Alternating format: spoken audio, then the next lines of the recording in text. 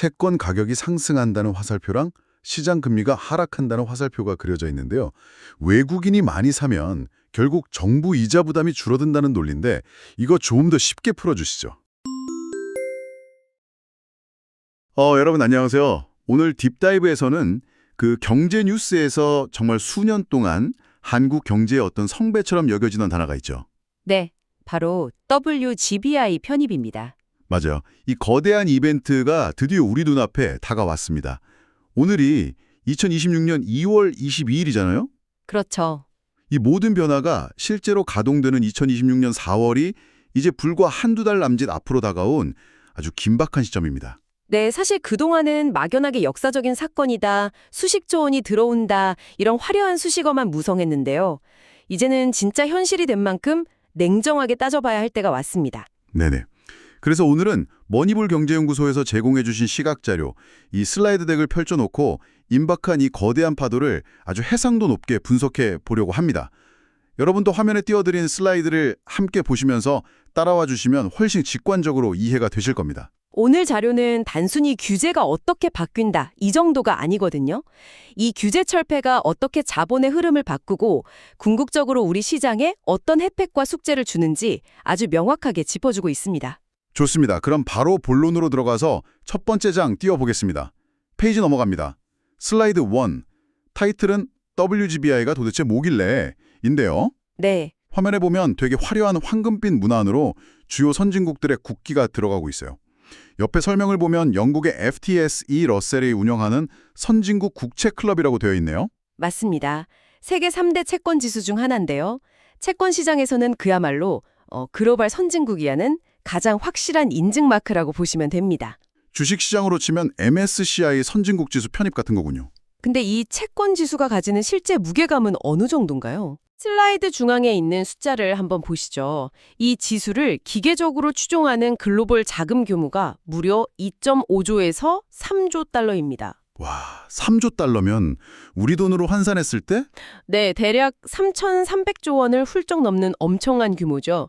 글로벌 국부펀드나 대형 연기금들이 전 세계에 투자를 할 때 이 나라 채권은 믿고 사도 된다고 판단하는 글로벌 스탠다드의 기준점이 바로 이 지수인 겁니다. 아, 단순한 명예가 아니라 실제 거대 자본이 움직이는 나침반이네요.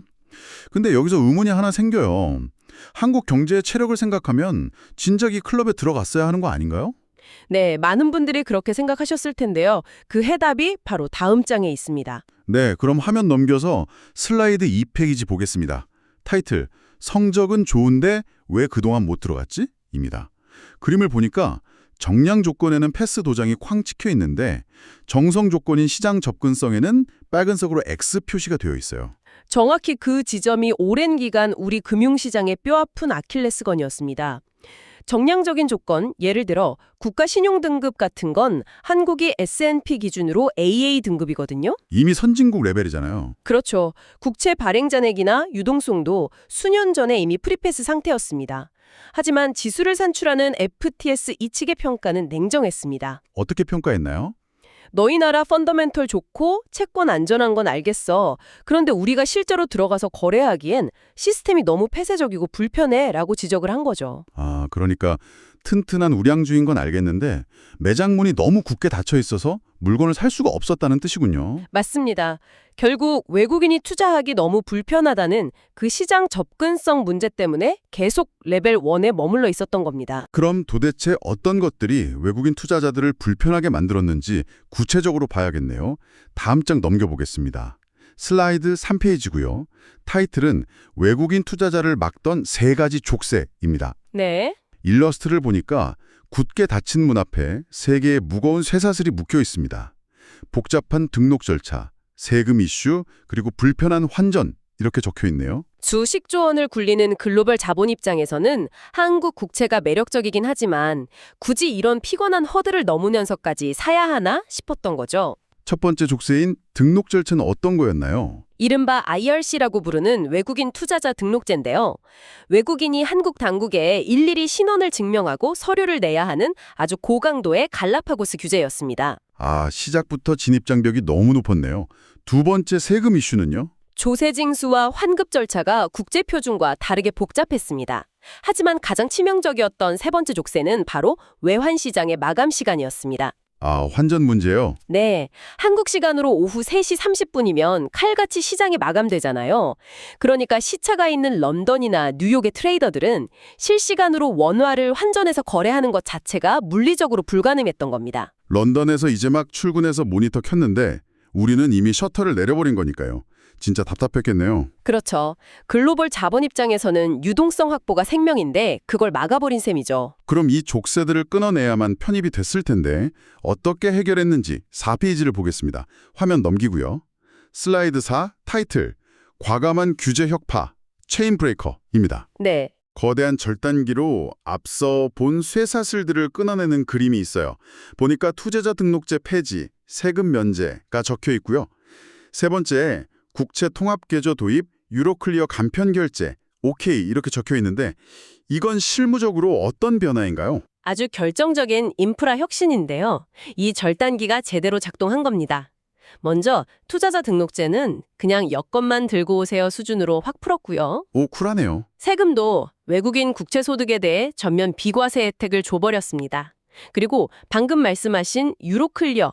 이게 전 세계 금융기관들이 국경 넘어서 채권 결제할 때 쓰는 글로벌 인프라거든요. 네네. 예전에는 한국 국채 사려면 한국에 전용 계좌 만들고 보관은행 지정하고 엄청 번거로웠는데 이제는 옴니버스 어카운트, 즉 국채 통합 계좌가 허용되면서 런던 트레이더들이 평소 쓰던 유로클리어 시스템 안에서 클릭 몇 번으로 결제할 수 있게 된 겁니다. 아, 로컬 룰을 강요하던 걸 포기하고 그들이 원래 놀던 물, 그러니까 글로벌 스탠다드 인프라에 우리가 접속 권한을 열어준 거네요. 정확합니다.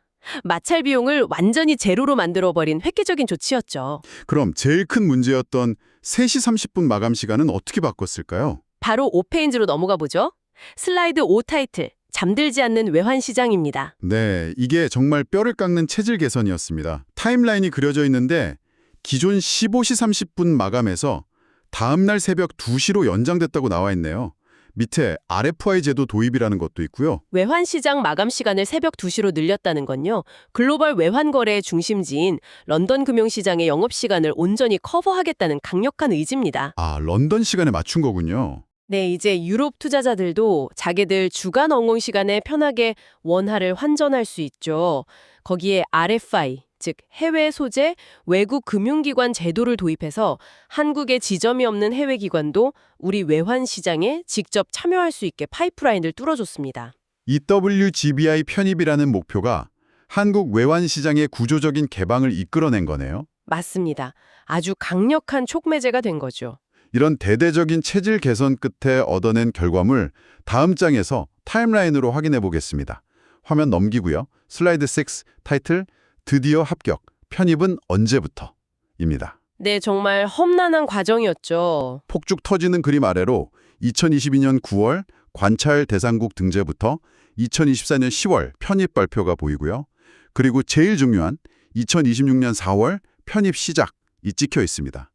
청취자 여러분, 지금이 2026년 2월 하순이니까 정말 코앞으로 다가온 역사적인 순간이네요. 원래는 2025년 11월 예정이었는데요.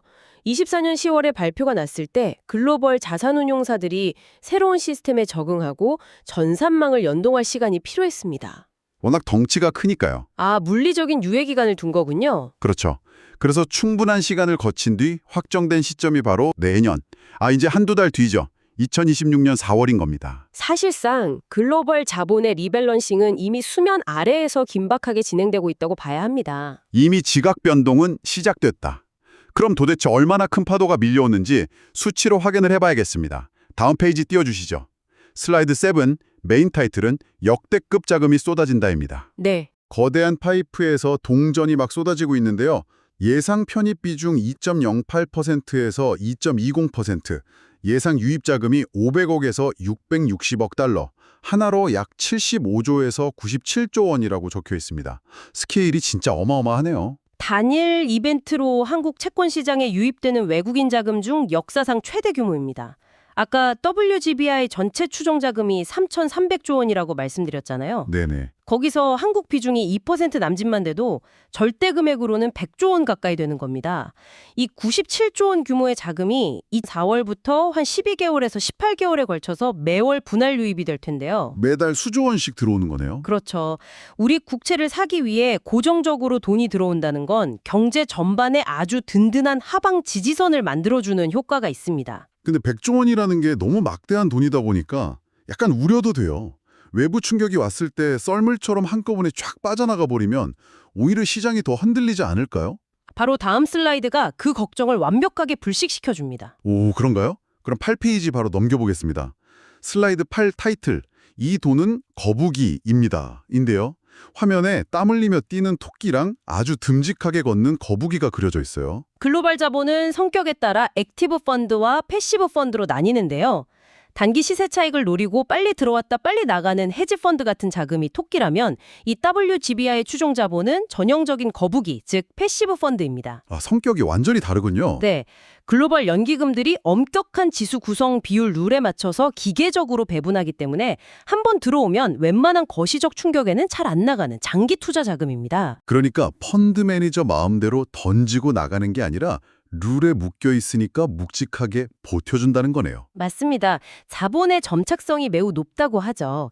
그래서 시장이 흔들릴 때 오히려 든든한 안전판 역할을 해주는 겁니다. 이 듬직한 거북이가 우리 경제에 구체적으로 어떤 혜택을 주는지 이제 거시경제 측면에서 하나씩 뜯어볼게요. 화면 넘기겠습니다. 9페이지고요. 슬라이드 9, 타이틀은 금리를 안정시키는 효과입니다. 네. 채권 가격이 상승한다는 화살표랑 시장 금리가 하락한다는 화살표가 그려져 있는데요. 외국인이 많이 사면 결국 정부 이자 부담이 줄어든다는 논리인데 이거 조금 더 쉽게 풀어주시죠. 경제학의 수요와 공급 원리입니다. 100조 원에 달하는 배기 자금이 한국 국채를 사겠다고 줄을 서는 거잖아요. 그럼 국채에 대한 수요가 늘어나니까 채권 가격이 비싸집니다. 네, 사는 사람이 많으니까요. 채권 가격이 오른다는 건 정부 입장에서 굳이 이자를 높게 쳐주지 않아도 국채를 사갈 사람이 널려 있다는 뜻이죠. 즉, 국채 조달 금리가 하락, 안정화되는 겁니다. 아, 이자를 덜 줘도 돈을 빌릴 수 있군요. 그렇죠. 그리고 국채 금리가 하향 안정화되면 거기에 연동된 회사채 금리나 우리 가계대출 금리도 덩달아 낮아지는 긍정적인 압력을 받게 됩니다. 정부가 빚낼 때 이자 부담이 줄어드는 건 당연하고요. 결국 그 이자가 다 국민 세금인데 그 부담을 덜어주는 직접적인 효과가 있겠네요. 네, 맞습니다. 자, 금리를 봤으니 다음은 환율입니다. 바로 다음 페이지 넘겨볼게요. 슬라이드 10 메인 타이틀, 원화의 힘이 세진다, 환율 안정입니다. 커다란 방패 그림이 있고요. 환율 방어, 코리아 디스카운트, 해소라는 키워드가 있습니다. 한국 국채를 사려면 자기들이 가진 달러를 팔고 원화를 사야 하잖아요. 네네, 환전을 해야 하니까요. 즉, 한국 원화에 대한 막대한 매수 수요가 생기는 겁니다. 달러가 쏟아져 들어오면서 원화 가치가 방어되는 아주 훌륭한 방패가 생기는 거죠. 환율이 안정되면 수입 물가도 억제되고요. 금융솔진국 인증마크가 찍혔으니까 지긋지긋한 코리아 디스카운트도 해소되고 신뢰도 올라가고 여기까지 들으면 진짜 이보다 더 좋은 특효약이 없는데요. 하지만 세상에 공짜 점심은 없죠. 아, 역시 리스크도 짚어봐야죠. 다음 장 보겠습니다. 슬라이드 11페이지 띄워주세요. 타이틀은 빛이 있으면 그림자도 있다. 주의할 점입니다. 누군가 인형을 실로 조종하는 약간 무서운 그림이 있고요. 글로벌 동조와 통화정책의 어려움 이렇게 적혀 있습니다. 우리가 얻어낸 건 결국 글로벌 금융시장과의 완전한 통합입니다. 대매 수문을 활짝 열어버린 건데요. 이 글로벌 동조화, 즉 커플링이라는 건 평소엔 유동성을 주지만 미국이나 유럽 시장이 크게 흔들리면 그 충격파가 한국으로 여과 없이 들어온다는 뜻입니다. 우리 경제가 멀쩡해도 미국이 기침하면 우리가 독감 걸리는 현상이 더 심해진다는 거군요. 네, 꼼짝없이 글로벌 하락장에 휩쓸릴 수 있는 위험성이 커진 거죠. 그럼 밑에 적힌 통화정책의 어려움이라는 건 뭔가요? 한국은행이 금리 결정할 때 더 눈치를 봐야 한다는 뜻인가요? 정확합니다. 예전에는 우리 물가나 가계부채만 보고 독자적으로 금리를 조절할 여지가 좀 있었거든요. 근데 이제는 글로벌 흐름에 역행하기가 너무 힘들어졌습니다. 100조 원이 들어와 있으니까요. 네, 예를 들어 미국이 금리를 막 올리는데 우리가 내수 살리겠다고 독자적으로 금리를 내리면 어떻게 될까요? 외국인 자본이 쫙 빠져나갈 위험이 예전보다 훨씬 커진 거죠. 안정감을 얻은 대가로 통화정책의 자율성은 어느 정도 양보해야 하는 뚜렷한 숙제가 생겼습니다. 안정의 대가로 독립성을 내어주었다. 진짜 샴페인만 터뜨릴 게 아니라 모니터링을 더 철저히 해야겠네요. 자, 이렇게 해서 머니볼 경제연구소 슬라이드를 다 살펴봤습니다. 마지막 12페이지에 요약이 되어 있네요. 화면 넘길게요. 타이틀, 요약, 한국 금융 레벨업입니다. 네, 랩업을 해보겠습니다. 첫째, 성공. 삼수 끝에 드디어 2026년 4월 편입이 시작됩니다. 둘째, 효과. 최대 90조 원의 장기적인 거부기 자금이 유입됩니다. 세 번째는 금리와 환율 안정, 금융 선진국 도약이라는 기대 효과가 있고요. 마지막 넷째, 과제. 수문이 열린 만큼 글로벌 시장 변동성에 대한 철저한 모니터링이 필요하다. 이렇게 정리할 수 있겠습니다. 슬라이드 맨 아래에 적힌 한국 국채 이제 세계와 함께 뜁니다. 라는 문구가 이제는 꽤나 묵직한 현실의 무게감으로 다가오네요. 그렇습니다. 그래서 청취자 여러분께 마지막으로 질문을 하나 던지고 싶습니다. 거대한 거부기 자금이 우리에게 방패를 주었지만 반대로 글로벌 태풍이 불 때 그 비바람을 맨몸으로 맞아야 할 수도 있습니다. 네. 당장 한두 달 뒤부터 시작될 이 변화 속에서 여러분 개인의 투자 포트폴리오나 자산관리 전략은 이 글로벌 동조화에 대비가 되어 있으신가요? 한번 깊이 고민해 보시길 바랍니다. 국가 경제의 파도가 결국 내 계좌, 내 자산의 문제와 직결되는 거네요. 이 글로벌 동조하에 내 자산은 준비가 되어 있는지 스스로 꼭 점검해 보셔야겠습니다. 다가오는 이 역사적인 변화를 여러분 모두 현명하게 대비하시길 바라며 오늘 딥다이브는 여기서 마치겠습니다. 오늘 자료는 머니볼 경제연구소 전범진 소장님이 제공해 주셨고 조교정 나나와 아론이었습니다. 리포트 원본 및 슬라이드는 더보기란의 네이버 카페 링크를 통해 무료로 다운받으실 수 있습니다. 감사합니다.